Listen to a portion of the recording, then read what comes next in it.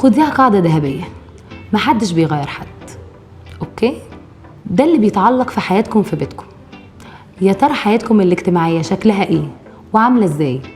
صحباتك واصحابه واهلكم انتوا الاتنين وعلاقتكم معاهم هل اختلفت؟ ولا الحياة هي؟ بتخرجوا زي الاول مع اصحابكم؟ هل كل واحد ادى للتاني مساحته في البريك من حياتكم الاسرية؟ عادي بالنسبة لك يطلع سفريات مع صحابه؟ ولو وافقتي المدة ممكن تكون قد ايه؟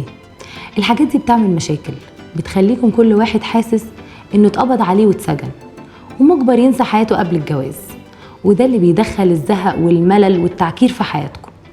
خير الامور الوسط، خلوا الحياة اسهل من غير تعقيد، ودوروا على الاتفاقات مش الاختلافات، ووقتها هتلاقوا الاختلافات سهلة ومقبولة، ومع الوقت بتكون حاجة عادية. واكبر تحدي بتواجهيه كزوجة وهو كزوج عاطفيا، ان لو رجع بيكوا الزمن هتختاروا بعض ولا لا؟